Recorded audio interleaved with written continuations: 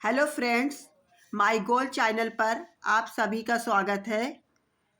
आज का हमारा जो विषय है भारतीय मिट्टियों का वर्गीकरण। तो ये मिट्टी होती क्या है, मृदा होती क्या है। सबसे पहले हम भारतीय मिट्टियों का वर्गीकरण पढ़ने से पहले मृदा या मिट्टी को सबसे पहले जान लें कि मिट्टी होती क्या है। तो भूमि के ऊपर जो सबसे ऊपरी परत जो पेड़ पौधों को उगने के लिए एक आवश्यक खनिज आदि प्रदान करती है, उसी को मृदा या मिट्टी कहते हैं।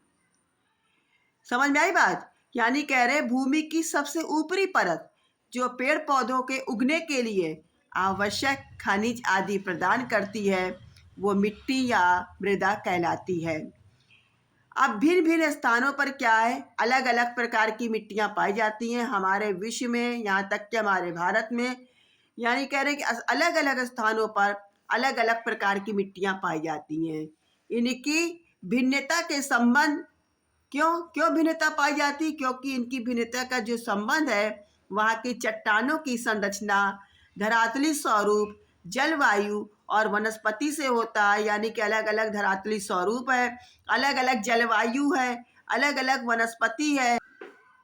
हाँ, तो कह रहे हैं कि ये जो अलग अलग जो मिट्टियों की भिन्नता पाई जाती है वो है धरातली स्वरूप, जलवायु, वनस्पति से होता है। क्योंकि अलग अलग स्थान पर अलग अलग जलवायु का होती है, अलग अलग धरातली स्वरूप है, अलग अलग वनस्पति है और उसका प्रभाव मिट्टियों के ऊपर भी पड़ता है। मिट्टी के अध्ययन के विज्ञान को हम मृदा विज्ञान यानी पेडोलॉजी के नाम से जानते हैं। यानी कि मिट्टी के बारे में जो अध्ययन किया जाता है, जिस विज्ञान के अंतर्गत किया जाता है, उसका नाम क्या है? मृदा विज्ञान यानी पेडोलॉजी कहा जाता है। अब हम भारतीय मिट्टी के बारे में चूंकि अध्ययन करेंगे, इसलिए भारतीय कृषि अनुसंधान परिषद ने भारत की मिट्टियों को 8 भागों में विभाजित किया है। इस प्रकार भारत की जो मिट्टियां हैं वो 8 प्रकार की होती हैं। कौन कौन सी मिट्टियां होती हैं? जैसे जालोर मिट्टी, काली मिट्टी, लाल मिट्टी, लेटराइट मिट्टी, पर्वतीय मिट्टी और मरुस्थलीय मिट्टी। अब देखिए हमारे देश में जो अलग अलग प्रकार की 8 प्रकार की मिट्टियां पाई जाती हैं, उसमें जो है जो ऊपर हमारा उत्तरी भारत में है, ये हमारी पर्वतीय मिट्टी है। जो क्या कहते हैं, पंजाब से लेकर पूर्वी भारत तक जो विस्तार एक पूरी लंबा मैदान है, इसको हम जालोर की मिट्टी कहते हैं। ये जो हमारी इधर क्या कहते हैं, राजस्थान, गुजरात से महाराष्ट्र से लेकर ये मध्य प्रदेश के अमरकंटक तक जो मिट्टी का विस्तार है, इसको हम काली मिट्टी के नाम से जानते हैं। ये जो हमारी इधर उड़ीसा, छोटा नागपुर का पठार और ये जो मिट्टी का विस्तार हमारा लाल मिट्टी के विस्तार है। इसके बाद ये राजस्थान में हमारी मरुस्थलीय मिट्टी है, शुष्क मरुस्थल। और इसके बाद जो है ये जो हमारा छोटा नागपुर का पठार है, ये सब में हमारी कौन सी मिट्टी पाई जाती है? लेटराइट मिट्टी पाई जाती है। ये जो हमारा जो पहला हम चित्र दिखा रहे हैं, ये हमारी जालोर की मिट्टी के बारे में। अभी इसके बारे में हम विस्तार से पढ़ाएंगे, लेकिन पहले हम समझा दें, ये हमारी जो कौन सी मिट्टी है? जालोर की मिट्टी है।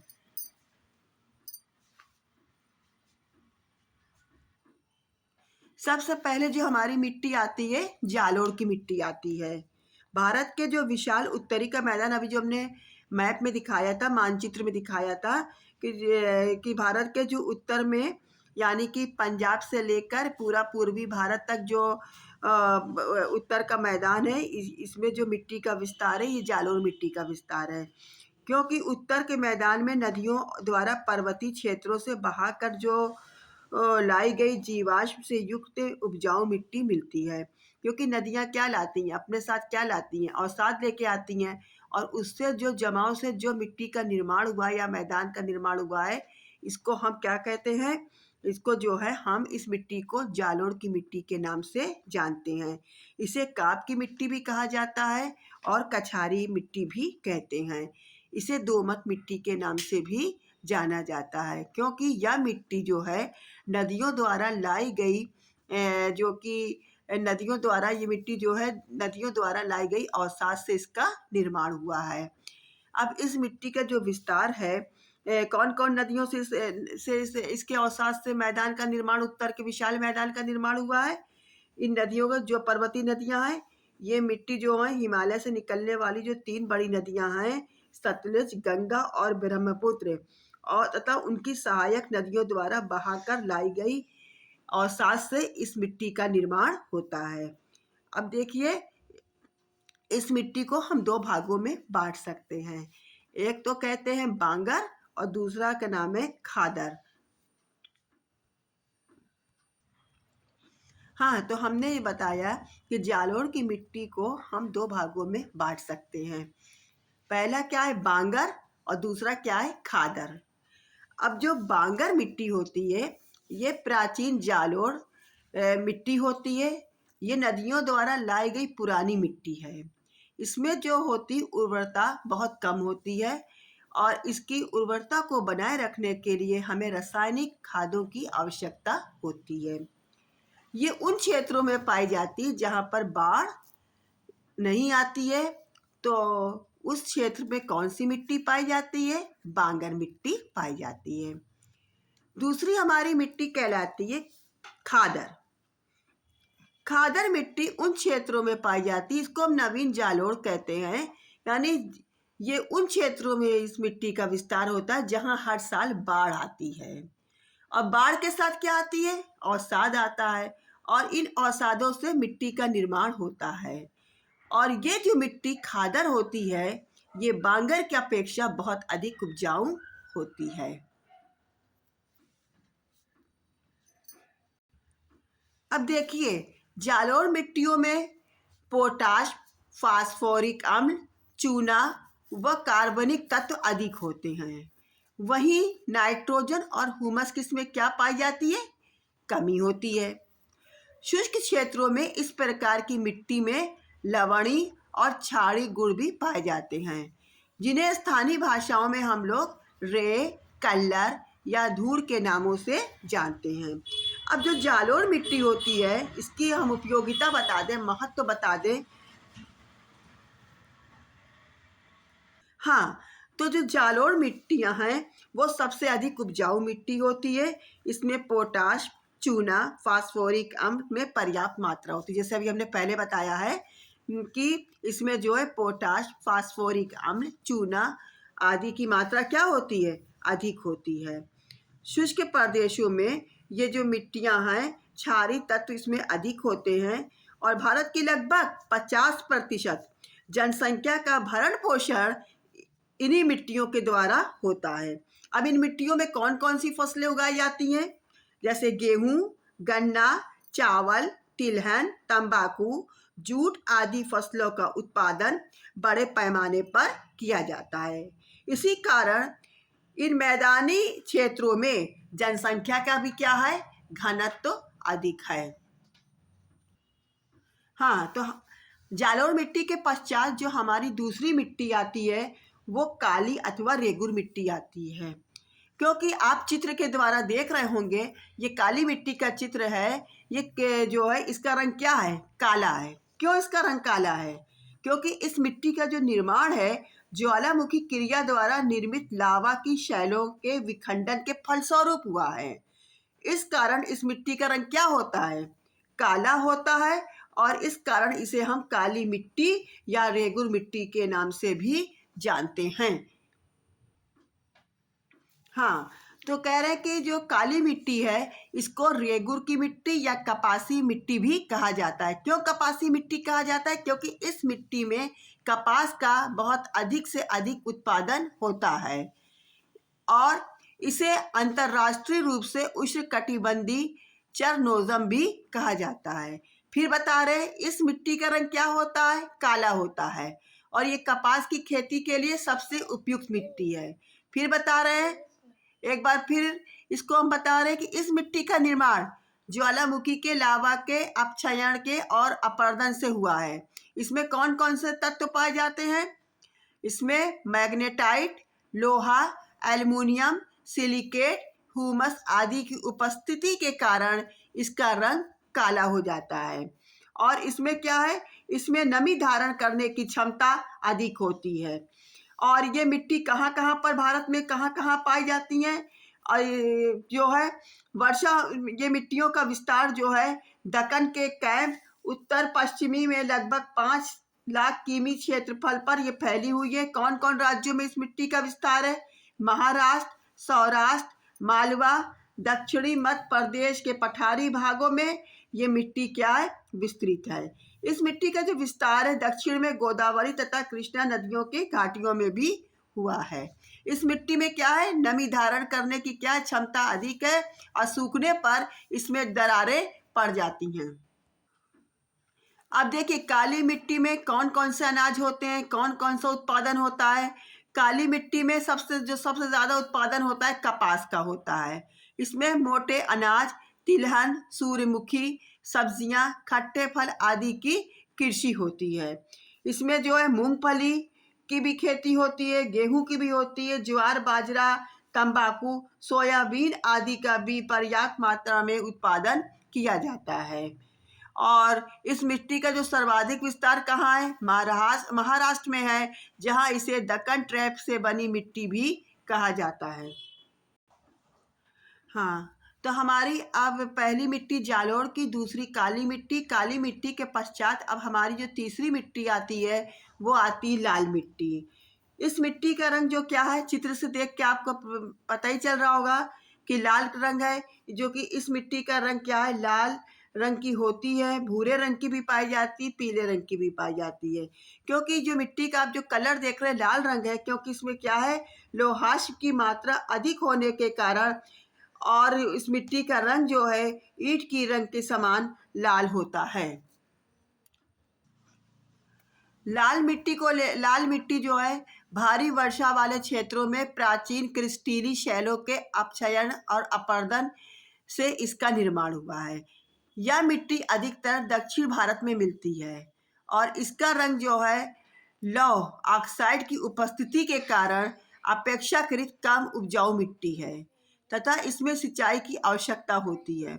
यानी कह रहे हैं कि जो कि लौह ऑक्साइड की उपस्थिति के कारण ये मिट्टी क्या है, कम उपजाऊ है, और इसमें सिंचाई की बहुत ज़्यादा आवश्यकता होती है। इस मिट्टी का जो विस्तार है वो कहाँ कहाँ है भारत में? पूरे तमिलनाडु में है, आंध्र प्रदेश में है, छत्तीसगढ़, कर्नाटक, महाराष्ट्र, उड़ीसा के कुछ हिस्सों में पाई जाती हैं। ऊंचे क्षेत्रों में ये बाजरा, मूंगफली, आलू के उपयुक्त जो कि आलू के उपयुक्त लाल मिट्टी ऊंचे क्षेत्रों में ये बाजरा, मूंगफली, आलू के लिए बहुत उपयुक्त होती है। वहीं निम्न क्षेत्रों में ये चावल के लिए, रागी के लिए, तंबाकू के लिए और सब्जी के लिए बहुत उपयुक्त है। यानी कि जहाँ पर ऊंचाई क्षेत्र है वहाँ पर कौन कौन सी फसलें होती हैं? बाजरा, मूंगफली, आलू के लिए उपयुक्त है। और वहीं निम्न क्षेत्रों में किस चीज़ के लिए? चावल है, रागी है, तंबाकू है, सब्जियों के लिए उपयुक्त है। ये फिर से हम बता दे रहे हैं कि ये मिट्टी अधिक उपजाऊ नहीं है। इसमें रासायनिक खाद के द्वारा और सिंचाई के द्वारा जो कि फसलें उगाई जाती हैं। इस मिट्टी में घुलनशील लवणों की क्या है, पर्याप्तता होती है, परंतु फास्फोरिक अम्ल, कार्बनिक तत्व, जैविक पदार्थ, चूना व नाइट्रोजन की क्या पाई जाती है, कमी पाई जाती है। चलो, हमारी जो कि चौथी मिट्टी है वो लैटराइट मिट्टी है। लैटराइट मिट्टी उष्णकटिबंधीय भारी वर्षा के कारण होने वाली तीव्र निक्षालन की क्रिया के फलस्वरूप इस मिट्टी का क्या हुआ है, निर्माण हुआ है। इस मिट्टी का भी रंग कैसा होता है, गहरा पीला होता है। इसमें सिलिका तथा लवणों की मात्रा अधिक होती है। इसमें जो कि मोटे मोटे कण, जैसे कि आप देख रहे हैं कि मोटे मोटे कण, कंकड़, पत्थर की अधिकता तथा इसमें जीवाश्मों की मात्रा बहुत कम पाई जाती है। आप चित्र से देख ही रहे होंगे, मोटे मोटे कंकड़ हैं, पत्थर हैं, और आपको इसमें कहीं पर भी कोई घास वगैरह वनस्पति नहीं दिख रही है। तो इसमें क्या है, इसमें अभाव पाया जाता है। लैटराइट मिट्टी का अध्ययन जो है सर्वप्रथम एफ बुकानन ने के द्वारा 1905 में किया गया था। यह मिट्टी प्रायद्वीपीय भारत के पठारों के ऊपरी भागों में विकसित हुई है। 200 सेमी से अधिक वर्षा वाले क्षेत्रों में, जो कि चूना सिलिका के निक्षालन से इसकी उत्पत्ति हुई है। इस प्रकार की मिट्टी में सामान्यतः झाड़ व चारागाह होते हैं, परंतु उर्वरक का उपयोग करके इसमें चावल, रागी, काजू आदि की उपज संभव है। इस मिट्टी में क्या है, लौह ऑक्साइड व एल्युमिनियम ऑक्साइड की प्रचुरता होती है, परंतु नाइट्रोजन, फास्फोरिक अम्ल, पोटाश और चूना और कार्बनिक जो है कार्बनिक तत्वों की क्या होती है, कमी होती है, जिस कारण ये मिट्टी भी अधिक उपजाऊ नहीं है। ये मिट्टी आमतौर से केरल, तमिलनाडु, महाराष्ट्र, छत्तीसगढ़, उड़ीसा और असम के पहाड़ी इलाकों में पाई जाती है। इस मिट्टी में जो कि कौन कौन से अनाज होते हैं, जैसे चावल होता है, गन्ना काजू, चाय और कहवा और रबड़ की खेती की जाती है। कणों के आधार पर हम लैटराइट मिट्टी को 3 भागों में बांट सकते हैं। कणों के आधार पर हम इस मिट्टी को 3 भागों में बांट सकते हैं: भूजली लैटराइट, गहरी लाल लैटराइट और श्वेत लैटराइट। भूजली मतलब भूमि के अंदर का जल, यानी कि भूजली लैटराइट में इसमें इस प्रकार की मिट्टियों का निर्माण भूगर्भीय जल की सहायता से होता है। दूसरी है गहरी लाल लैटराइट, इसमें लौह ऑक्साइड और पोटाश की मात्रा क्या होती है, अधिक होती है।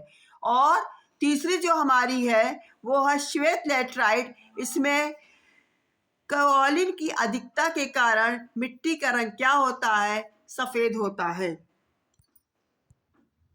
हमारी जो अगली मिट्टी है वो आती है पर्वतीय मिट्टी। पर्वतीय मिट्टी, जिसे कि आप चित्र से आपको प्रतीत देख ही रहे हैं, पता चल ही रहा है कि पर्वतीय क्षेत्र में जो मिट्टियां पाई जाती हैं उसको हम पर्वतीय मिट्टी कहते हैं। अब देखिए चित्र से, तो जो हमारी अगली मिट्टी है वो हमारी है पर्वतीय मिट्टी। हिमालय पर्वतीय प्रदेशों में नवीन पथरीली, चित्र से देखिए आप, पथरीली, उथली और सारंद मिट्टियां पाई जाती हैं। इन मिट्टियों का विस्तार भारत में लगभग 2 करोड़ हेक्टेयर क्षेत्रफल में है। इस हिमालय के जो पर्वतीय मिट्टी है, इसमें कंकड़ पत्थर और मोटे कणों वाली बालू युक्त मिट्टियां पाई जाती हैं। पर्वतीय मिट्टी को हम वनी मिट्टी भी कहते हैं, वनी मृदा भी कहते हैं। इस प्रकार की जो मिट्टियां होती हैं हिमालय की घाटियों में ढलान में पाई जाती हैं। यह निर्माणाधीन मिट्टी है, इनका पूर्ण रूप से अध्ययन अभी तक नहीं हुआ है। ह्यूमस की अधिकता के कारण यह अम्लीय गुण रखती हैं। इस प्रकार की मिट्टी में चाय, कॉफी, मसाले, उष्णकटिबंधीय फलों की खेती की जाती है। और सबसे ज़्यादा किस चीज़ की खेती होती है, चाय की खेती होती है, इसलिए इस मिट्टी को हम चाय की मिट्टी भी कहते हैं। पहाड़ी ढलानों पे, जैसे असम में पहाड़ी ढलानों पे चाय की क्या होती है, खेती होती है, तो इसीलिए हम इसको चाय की मिट्टी भी कहते हैं। अब देखिए, इस प्रकार की मिट्टी जम्मू कश्मीर से लेकर अरुणाचल प्रदेश तक के पर्वतीय क्षेत्रों में पाई जाती हैं। और चाय, फिर बता रहे, चाय के उत्पादन के लिए ये मिट्टी क्या है, सबसे ज़्यादा सर्वश्रेष्ठ है। इस कारण इस मिट्टी को चाय की मिट्टी कहते हैं। और किन किन राज्यों में भारत में ये मिट्टी पाई जाती है, अरुणाचल, यानी कि ये क्या कहते हैं कि एक जम्मू कश्मीर से लेकर अरुणाचल प्रदेश तक तो इस मिट्टी का विस्तार है, लेकिन फिर भी हम कुछ प्रदेशों के और नाम बता रहे हैं, जैसे कि हिमाचल प्रदेश में कांगड़ा, उत्तराखंड में, पश्चिमी बंगाल में, दार्जिलिंग में और असम की पहाड़ी ढालों में ये मिट्टी अधिक मिलती है। हमारी जो अगली मिट्टी आ रही है वो आ रही मरुस्थलीय मिट्टी। मरुस्थल, जैसे कि चित्र में आप देख रहे हैं कि मरुस्थलीय क्षेत्रों में वर्षा कम होने के कारण यहाँ पर ऊसर, थुर, रांकड़ तथा कल्लर जैसी मिट्टियां पाई जाती हैं। ये मिट्टी लवण एवं क्षारीय गुणों से क्या होती है, युक्त होती है, और इसमें जो कि सोडियम, कैल्शियम और मैग्नीशियम की प्रधानता अधिक होती है।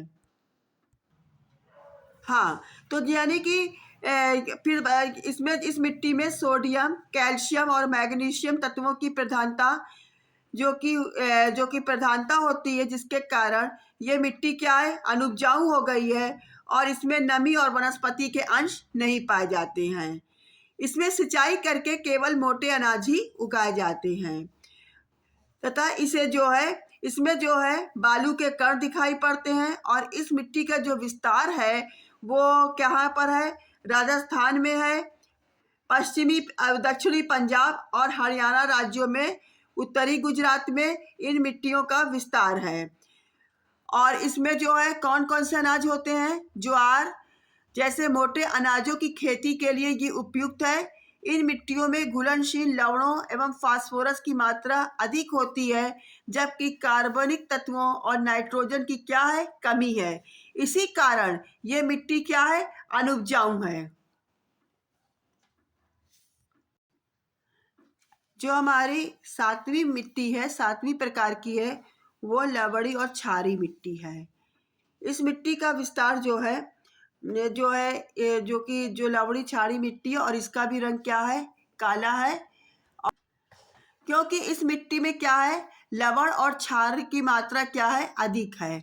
इस कारण इसको लवणी और क्षारीय मिट्टी के नाम से जाना जाता है। इस मिट्टी का विस्तार सभी जलवायु प्रदेश में, यानी कि कहाँ का, शुष्क जलवायु, ये मिट्टी राजस्थान, पंजाब, हरियाणा, उत्तर प्रदेश, बिहार, महाराष्ट्र, तमिलनाडु के शुष्क और अर्ध शुष्क प्रदेशों में इसका विस्तार है। सोडियम व मैग्नीशियम की अधिकता के कारण यह मिट्टी लवणी तथा कैल्शियम तथा पोटेशियम की अधिकता के कारण क्या हो गई है, क्षारीय हो गई है। अतः यह मिट्टी खेती के लिए उपयुक्त नहीं है। इन्हें स्थानीय भाषा में क्या बोला जाता है, रे, कल्लर, रकार, ऊसर, कार, चापिन आदि के नाम से जाना जाता है। हमारी जो आखिरी मिट्टी है वो पीट एवं दलदली मिट्टियां हैं।